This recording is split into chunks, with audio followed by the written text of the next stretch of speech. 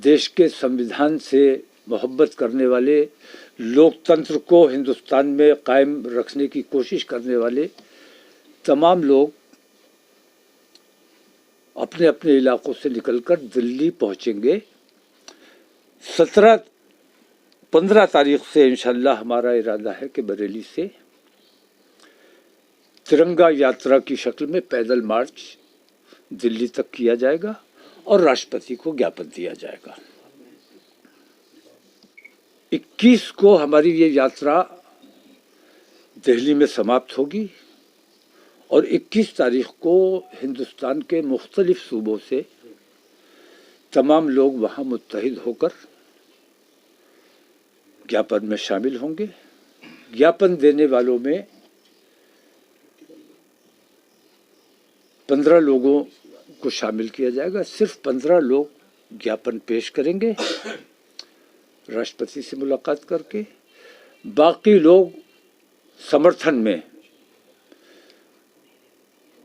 जो इन तमाम बेईमानियों से तकलीफ में हैं, ख़ास तौर से मुसलमान, वो तमाम लोग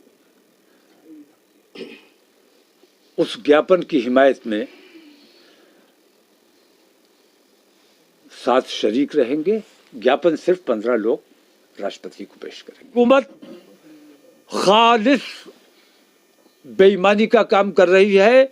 नरेंद्र मोदी हुकूमत के खिलाफ हमारा ये एहतजाज पुरजोर एहतजाज है और हम इस एहतजाज में दिखाएंगे कि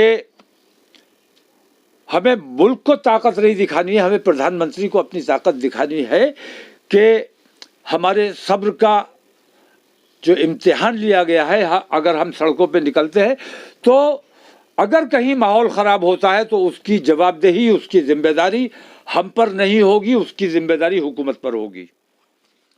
दूसरी बात दिल्ली तक जाएंगे नहीं, मैंने बताया जैसे कि बिल्कुल एक तरफा कार्रवाई हो रही है और सारी बेईमानियों की सरपरस्ती हुकूमत जिस तरह कर रही है उसके खिलाफ एहतजाज करने हम जा रहे हैं। और जैसा कि आपने देखा भिवानी कांड हुआ, ऐसे हजारों कांड हो चुके हैं और मैं देखता हूं कि हुकूमत उन लोगों की सरपरस्ती करती है और इसी वजह से उन लोगों के हौसले और बढ़ते हैं। और अब हद ये हो गई है कि हत्यारों की हिमायत में जलसे और सभाएं होने लगी हैं। जैसे कि मोनू मानेसर का नाम निकाल दिया गया है, जो कलीदी मुल्जिम है उसकी गिरफ्तारी होनी चाहिए। पुलिस अपनी जांच में उसे निकाल दे वो अलग बात है, लेकिन जांच की नौबत आनी चाहिए। जांच की नौबत तब आएगी जब गिरफ्तार किया जाएगा। दूसरी बात यह है कि मुस्लिम लड़कियों को निशाना बनाया जा रहा है। हुकूमत के इल्म में है, हुकूमत की सरपरस्ती में यह काम हो रहा है कि मुसलमान लड़कियों पर लड़के छोड़े गए हैं, उनको इनामात दिए जा रहे हैं। मैं मुसलमान लड़कियों की हिमायत की बात नहीं कर रहा हूँ, मुझे फिक्र इस बात की है कि मुसलमान लड़की जो लड़का ले जाएगा वो अपने समाज की एक हिंदू लड़की का नुकसान करेगा। इसलिए मैं ये कहता हूं कि तकरीबन 10 लाख लड़की, हमारे सर्वे के मुताबिक हिंदुस्तान में 10 लाख से ज्यादा लड़कियों को बहकाकर ले जाया गया, चली गई। हम चाहते हैं कि ऐसे कमजोर ईमान के लोग इस्लाम को छोड़कर चले जाएं, क्योंकि वो रज़वी हुआ करता था, क्या नाम था उसका, वसीम रज़वी। मुसलमान अपने आप को कहता था, लेकिन मुसलमान वो कभी था ही नहीं। उसके दिल में पहले से ही इस्लाम नहीं था, लेकिन जब उसने चोला बदला, हमने चैन की सांस ली कि एक मुसीबत हमारे ऊपर थी, वो हमसे अलहदा हो गई।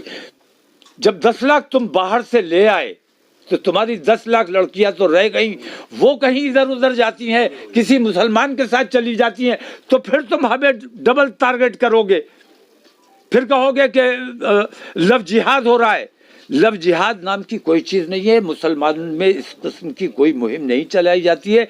मुसलमान खालिस अपने देश के प्रेम की बात करता है और प्रधानमंत्री को, देश की राष्ट्रपति जी को इस मामले में संज्ञान लेना चाहिए कि तमाम हिंदुस्तानी, हिंदू, मुसलमान, सिख, ईसाई आप चला है, क्या कहेंगे ये? देखिए, बुलडोज़र के बारे में मैंने पहले भी ये बात कही है कि जो अपराधी हैं, जो आरोपी हैं, उन पर कार्रवाई करना अदालतों का काम है। उनकी जायदाद पर बुलडोज़र चलाना ये अपने देश का, अपने प्रदेश का नुकसान करने के मुतरादिफ है। अगर अपराधी हैं, उनकी संपत्ति कुर्क कर लीजिए, किसी गरीब को दान कर दीजिए, लेकिन बुलडोज़र चलाकर जो मिसमार कर दिया जाता है तो ये तो देश का नुकसान है।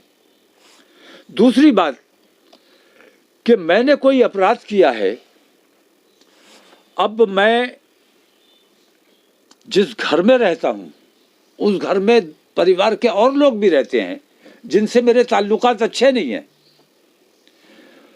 तो मेरा घर तोड़ोगे तो बाकी लोगों को परेशानी होगी। ये बुलडोज़र चलाना मैं समझता हूँ कतई अन्याय है। बुलडोज़र चलाने मतलब अदालतों का फिर क्या रोल रह गया? आपने किसी पर इल्ज़ाम लगाया, पुलिस गई, उसके घर बुलडोज़र चला दिया, अदालत का क्या काम बाकी रह गया? अदालत फिर उसे क्लीन चिट देने का काम करने के लिए रह गई है। अदालतों के फैसले अदालतों के सुपुर्द रहने चाहिए। अदालत जिसे कहे कि ये मुजरिम है वो मुजरिम है, उसके साथ जो कुछ भी किया जा सकता है अदालत उसे सज़ा दे सकती है। वो सज़ा चाहे उस पर बुलडोज़र चलाने की हो या उसे फांसी पर चढ़ाने की हो।